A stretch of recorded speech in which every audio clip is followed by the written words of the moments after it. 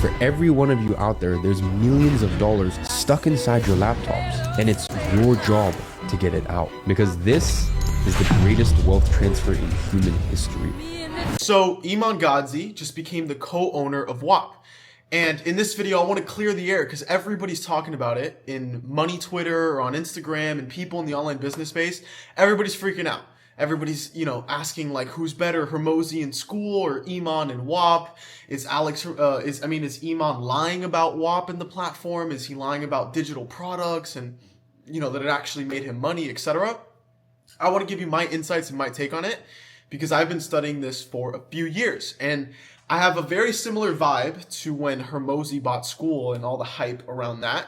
It's kind of a similar vibe that we're in right now with Iman and Whop, right? So should you ride the trend? Should you ride the wave? Here's my insight. Now, the first ever business I started was from buying a course from Iman Gadzhi. I sold my car to afford his course, and I started a marketing agency working with realtors.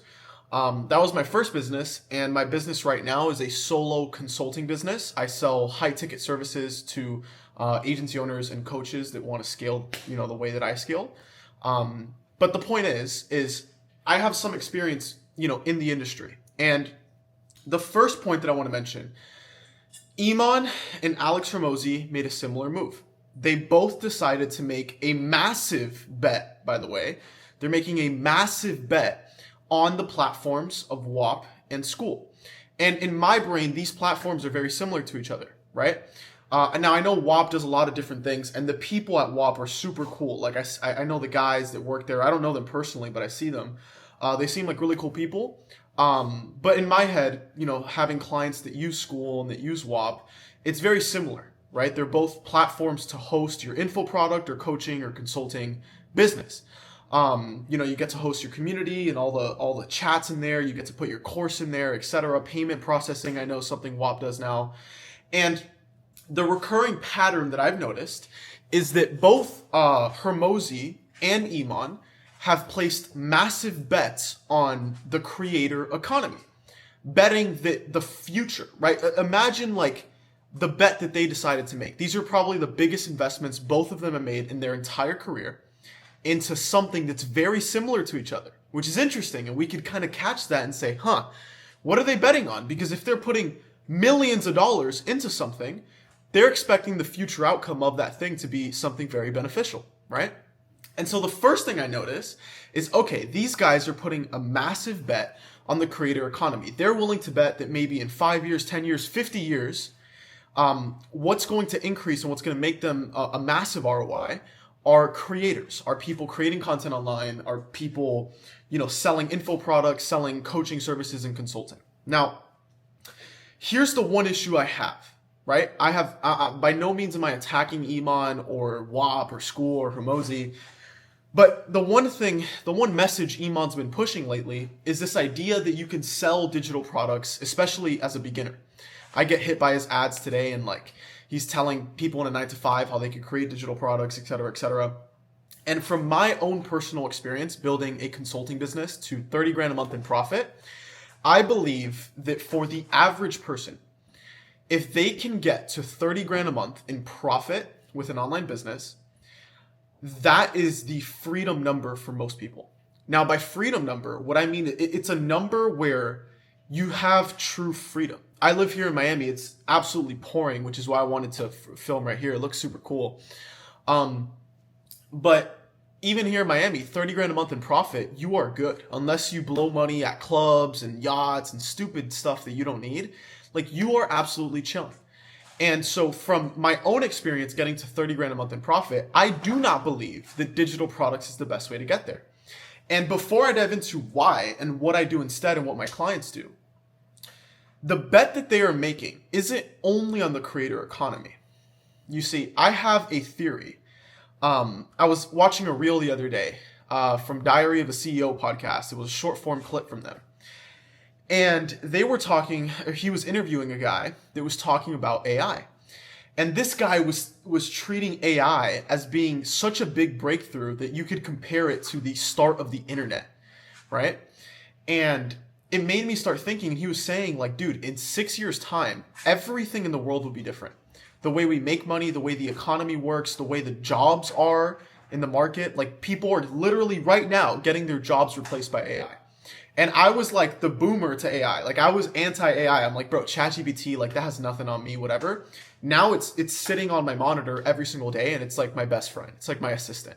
I'll ask it anything and everything, and I use it today. And I told myself I wasn't going to use it.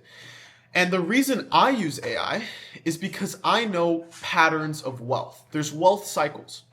I remember I was talking to my mom, and she was telling me about my uncle that I never met, died before I was born.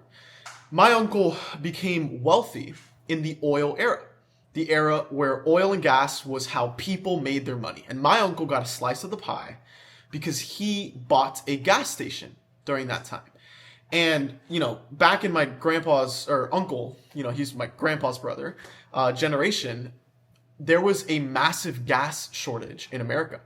And he had bought a ton of oil, placing a giant bet that the oil era was where all the money was going to be made. Maybe you see a similar pattern to how Iman and Hermosi placed a bet on the creator economy, right? And he made a ton of money during that period by being in the right place at the right time. I believe after the oil era, came the tech era, where the internet was created. And then you saw a massive boom of freaking millionaires, billionaires come from the tech era. And I feel like we had the oil era, we had the tech era, and now the era is an AI era. It's a creator economy era. The people making the most money are creators, are people making content using the leverage of media to build an audience of people they could sell their product or service to. And so when you combine this idea of these wealth cycles that we're in, along with this idea that I had watching the Diaries of a CEO and this guy on the reel talking about AI replacing everything in 6 years, the pattern that I see and the bet that I'm making inside of my own company is that information is going to become a commodity. The same way going and buying socks at the store are a commodity. It's just everywhere. I believe that we are entering an era now in the world where knowledge will be an infinite resource available abundantly to everybody. And it's funny because I talk about this with my grandparents and their generation. Back then, they had a lack of knowledge. They had a lack of information. And it was hard for people to learn how to build a business, how to make money, how to be financially free, et cetera, et cetera.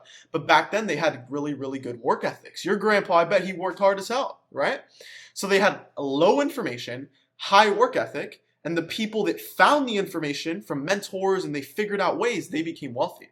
Nowadays, we have an abundance of information and a lack of work ethic, which is why if you could simply find that work ethic inside of you that drives you, you beat everybody else because the information's already out there, right? But coming back around, information is going to be an infinite source. Like AI will literally replace every single job where the reason people are being paid is due to a lack of knowledge.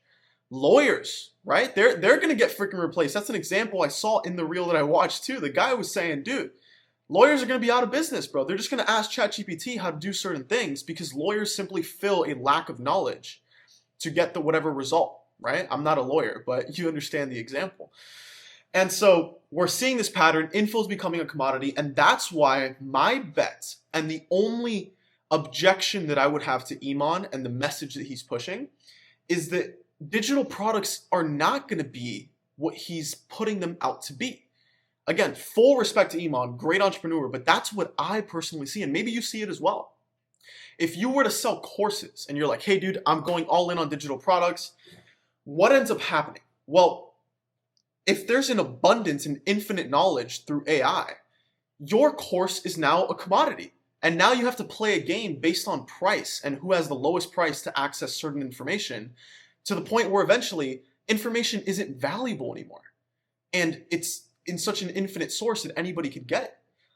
And so I don't think that you should make the same bet on just selling courses or a community. You know, I know a ton of people that have Whop communities, school communities, low ticket products and communities, and they don't make much money. That's my problem with digital products, is in order for you to get to 30 grand a month in profit and hit like your freedom number where you could buy a house, you could take care of your family and friends, you don't have to worry about bills. If you were to do that with a 99 a month community or product, it would take 300 clients to get there, not including churn. At a 10% churn rate, you do the numbers and you need a lot of clients to hit that. The people that actually make money with low ticket things are people with massive audiences. And the likelihood is you're not going to build an audience of millions of people. And even if you do, I know the downsides to it. If you build a massive audience, if you're speaking to the masses don't have much money, right? The masses don't. Like the average American, I mean, they don't make much money. I I heard Hermosi actually say this. The average American is poorer than a baby that's just born, because the average American's in debt. And so if you speak to the masses, you speak to people with not much money, you speak to low-level clients that ask for refunds, that blow up your email, that churn, and you don't want to deal with that. And so in my perspective, in my worldview, the easiest way to get to 30 grand a month, and I don't like the word easy, but I would say the simplest or maybe the smartest, would be selling a high-ticket product to a low amount of people versus selling a low-ticket product to a high amount of people. And as a matter of fact, I don't even think you should sell a product, because a product, a digital product, is just information. And again, it's commoditized. You need to sell a service that produces a result for somebody else. And that's why what my clients and I do is sell high-ticket consulting services.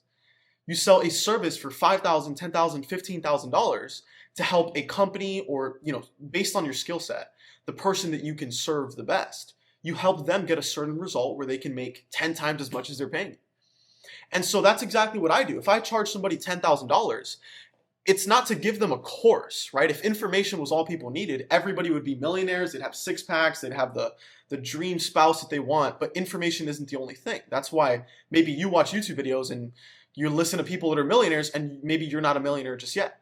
You see what I'm saying? Information isn't the only thing. And coaching, consulting was the most pivotal thing I ever did. I've invested over 50 grand into my own self-development and improvement.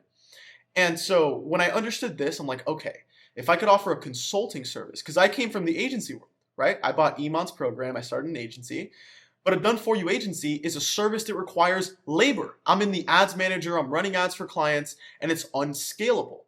And so what I found is if I could leverage my knowledge, leverage my skill set and my expertise, and instead teach people the things that I know to help them get to where they want to go, and consult them and solve their problems with them and hold them accountable and give them guidance, it's going to be an invaluable offer. I could charge a lot of money because I could make them a lot of money. If I could charge someone 10 grand and make them 100, they say yes to it every day of the week, as long as they trust me to get them there. Okay. So here's what it actually looks like. I mean, if you could just sell 6 people on a $5,000 offer where you consult them or coach them on whatever skill set you have, and that's the only thing that you have to figure out. 6 people at $5,000, you would be able to hit 30 grand a month. And that's why what my clients and I do is we build micro personal brands. I have a couple thousand subscribers, get a couple hundred views, but those people that watch are high ticket buyers, are people that want my thing. You know what I'm saying? And so if you can get a video with 200 views, but just one person buys your $5,000 thing, you're doing 10 times better than the guy charging low ticket, dealing with all those crappy clients, dude. And that's just my view. A principle I follow is that all work works. And so you just decide what work you want to work. Does that make sense? The process is simple, but it's not easy. If you're somebody that doesn't have a skill set, or you're a beginner, you have to spend the time developing yourself into the person that can charge 5 grand, $10,000 for their thing. But the reality is, a lot of people can do it. They just don't know how, they're scared to do it, etc., etc. I have a ton of content on my page that covers exactly how I'm able to do things like that and how my clients do it as well. And so in summary for this video, no, Iman Gadzhi isn't lying about Whop, and they're not scammers, and digital products aren't a scam either.